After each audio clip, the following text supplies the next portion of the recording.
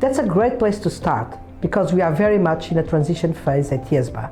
At a high level, our priorities are shaped by one core objective: protecting and strengthening trust in a rapidly changing business and financial environment. Trust has become a strategic asset for firms, for markets, and for the profession, and ethics is central to sustaining it. There are three main focus areas I would like to highlight. First, supporting the effective adoption and implementation of our standards. Setting high-quality global ethics standards is essential, but it is not enough on its own. In 2026, we are putting much greater emphasis on helping stakeholders apply the code in real-world situations, through guidance, dialogue, outreach, and targeted support. This is especially important in fast-growing regions like Asia. Second, identifying and addressing emerging risks in evolving roles with major public interest implications. This includes sustainability reporting and assurance, where ethical judgment is critical to avoid greenwashing and build confidence in information used by investors and other stakeholders.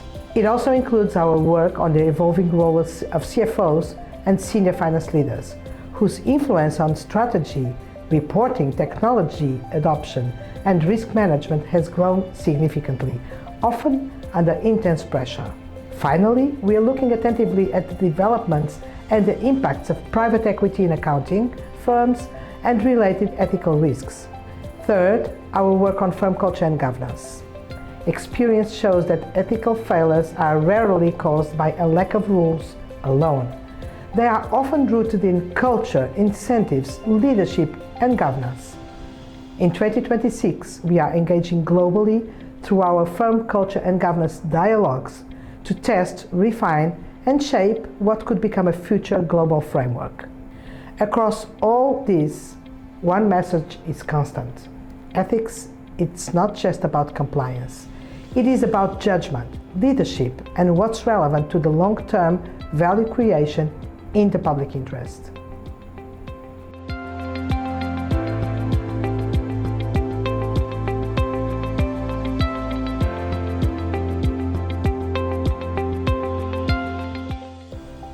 Sustainability is one of the most important trust challenges facing markets today.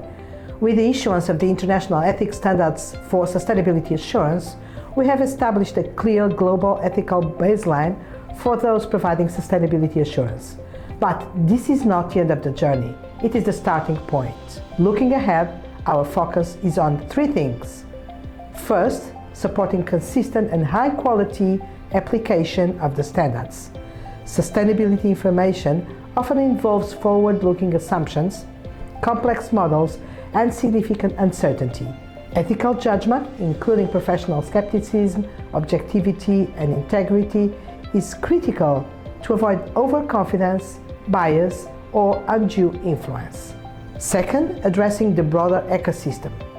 Sustainability reporting and assurance increasingly involve multidisciplinary teams and, in many cases, professionals who are not accountants. We are very focused on ensuring that ethical expectations are clearly understood and applied across these teams so that responsibility and accountability are not diluted. Third, responding to greenwashing risks. Greenwashing is rarely about outright fraud. More often, it arises from optimistic assumptions, selective disclosures, or pressure to meet market expectations. Ethics standards play a crucial role in helping professionals pause, challenge, and ask whether information fairly reflects the underlying reality. Ultimately, high-quality sustainability reporting is not about telling a good story. It is about providing decision-useful, trustworthy information. Our work is designed to support professionals in doing exactly that.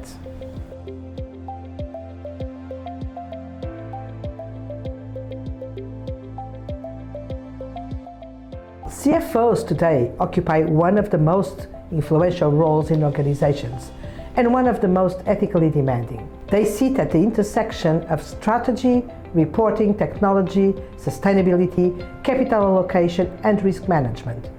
They are expected to move fast, make judgments under uncertainty, and balance sometimes competing expectations from CEOs, boards, investors, and regulators. And that is why IESBA has identified CFOs and senior finance leaders as an important focus area. At this stage, we are in a fact-finding and listening phase. We are engaging with CFOs globally to better understand the ethical pressures they face, whether related to sustainability forecasts, use of AI and data, performance targets, or crisis situations. One important reality we are very conscious of is that not all CFOs are professionally accredited, depending on jurisdictions. But the public interest risk associated with their decisions exists regardless of titles or qualifications. That makes this work both complex and essential. Insights from our early engagement already point to recurring themes: time pressure, technological disruption, increasing reliance on more complex and often still immature models and assumptions, and heightened scrutiny from markets and society. Our aim is to use this evidence to shape a roadmap that helps support ethical leadership in these roles in a way that is practical, relevant, and grounded in real-world decision-making. We expect to be in a much stronger position to take next step decisions once this phase concludes in 2026.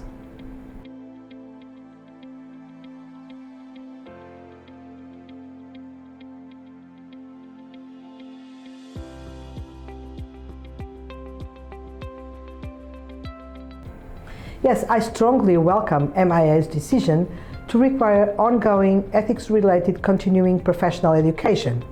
Ethics is not something professionals learn once and then apply mechanically for the rest of their careers. Business models evolve, technologies change, and new pressures emerge, and with them, new ethical dilemmas. Continuous ethics education matters for three different reasons. Ethical issues often hide behind technical complexity. Without regular training, professionals may focus narrowly on rules, models, or transactions and fail to recognize that an ethical issue is present at all. Second, pressure and familiarity can erode judgment over time. Ongoing education helps professionals step back, recalibrate, and remind themselves of the principles that underpin their responsibilities to the public interest. Third, ethics training strengthens confidence. It equips professionals with the language, with the frameworks, and with the mindset needed to raise concerns, challenge assumptions, and engage constructively with management or boards when difficult issues arise. In that sense, ethics education is not about compliance. It is about building ethical muscle memory so that when pressure arises, professionals are better prepared to respond with integrity and sound judgment.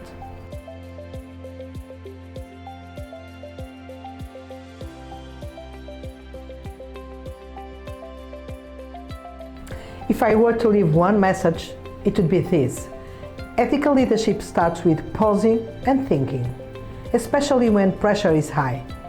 Many ethical failures do not happen because people intend to do the wrong thing.